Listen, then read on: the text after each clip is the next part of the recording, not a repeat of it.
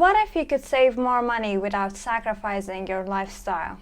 Ever wondered how a simple budget can transform your future? In today's video, we're gonna design a budget that works for your income and expenses. I myself use Excel to design this budget, but you also can use Google Sheets and any other apps that are meant to work for personal budgeting. And even if you are a paper person, you prefer to write down on paper, you can use a piece of paper and write all the items down on a piece of paper as follows. So I have my laptop right here. I'm gonna share the screen and we're gonna work on the budget step by step together.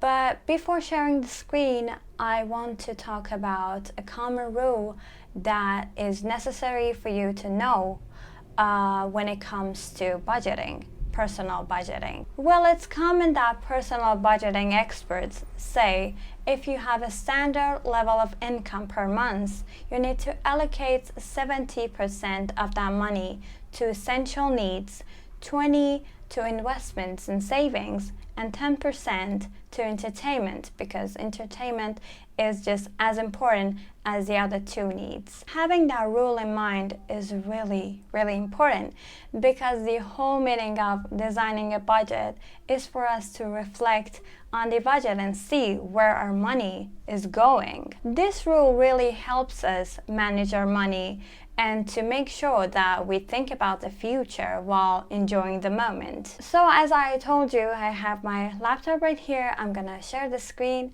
and we're gonna talk about a hypothetical character we can call Sarah. And first of all, we're gonna talk about Sarah's way of budgeting, and then as step 2, we're gonna reflect on her way of budgeting based on the 70-20-10 rule. This is the whole budget we designed for Sarah, or Sarah designed for herself actually. So we have 4 categories. The blue one shows Sarah's income, and these 3 categories shows Sarah's expenses. And based on the 70-20-10 rule, the 3 categories are named as essential needs, investments and savings, and entertainment. Now let me zoom in and see how Sarah did on her budgeting. So here we see Sarah's income per month. The items are primary income and secondary income. Of course, you can change the items' names based on your lifestyle. Like, let's say you don't have a side job, so you can eliminate the secondary income and just focus on the main income and just write down your main income. But in Sarah's case, we have primary income and secondary income. She earns $2,000 each month for her primary income and $500 for her secondary income, and total she gets $2,500 each month. One thing that is necessary for you to know is that you need to write your income after paying taxes, because we just need to know what amount of money we're dealing with and we can spend. So let's move to the next category. Essential needs, this bucket right here, is the first category of Sarah's expenses, and based on the 70-20-10 rule, she needs to allocate 70% of her money on essential needs. So let's see what she actually did.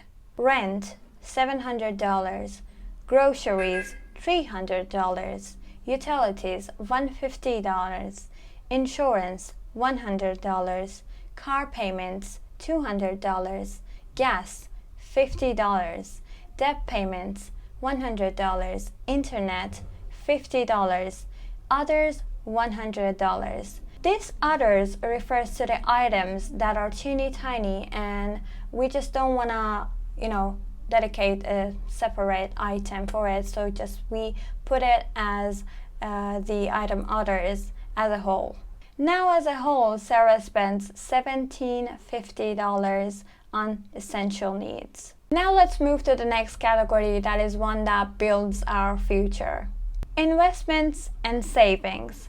For investments and savings, we see 3 items. Emergency fund that Sarah put $100 in investment account, $100 in retirement account, $200, and as total, Sarah spent $400 on investments and savings.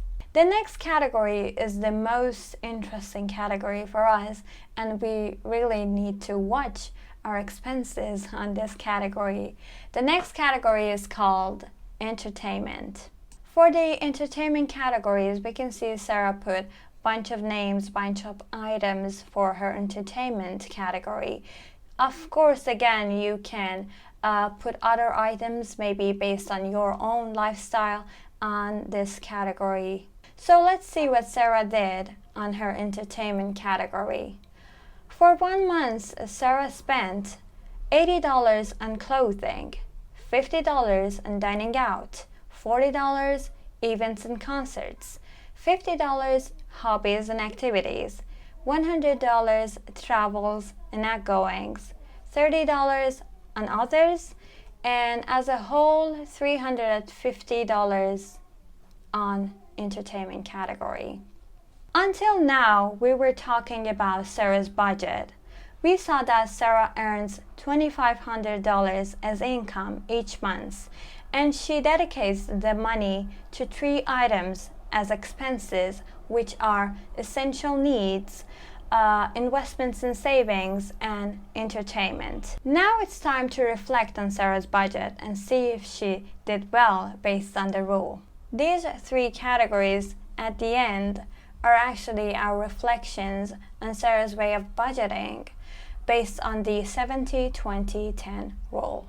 Based on the rule, Sarah needed to allocate 70% of her money on essential needs. And we can see that as total, we can show again, as total, Sarah did well because she actually spent $1,750 on essential needs as she's supposed to. That's why the category essential needs is colored green, meaning she did really, really great on this category. Moving to the next category, we see that Sarah needed to spend 20% of her income, which was $2,500, on investments and savings. 20% of $2,500 equals $500. But what Sarah really did, let me show you, was that Sarah actually spent $400 on investments and savings, which wasn't good because she needed to spend $500 on investments and savings, and she underspent $100. That's why the category is colored yellow, which means she didn't do great on this category. When she underspent on investments and savings, that means she overspent on something, and that something is the category 3, entertainment. Based on the rule, Sarah needed to spend 10% of her income on entertainment, which equals $250. But what she actually did was that she spent $350 on entertainment. That means she overspent on entertainment for $100. And that's why the category is colored yellow, meaning that she didn't do great on this category. Well, now you saw that we designed a budget for Sarah, and then we reflected on her budget based on the rule 70-20-10. The whole point of designing a budget is for you to see that where your money is actually going and to take control of your decisions. Because when it comes to talking, we all want to save, invest more money, and make the dream future. But what actually happens is the reverse. If you don't at least once a month design a budget for yourself and analyze your actions, the things won't go as planned. Especially nowadays that every purchase is online with a click of a button, and additionally with the new trends and the new products coming out, and with the fear of missing out or FOMO, you make really unplanned buying decisions. So this was all about today's video. I hope it helped you design a budget for yourself, or maybe you actually did design a budget while I was explaining this video, which would be really great if you did. Really quick, if you like this video, if you like this video, please like this video. If you like this video, please like this video, give me your comments, and also subscribe to my channel, and I see you in the next one. Bye.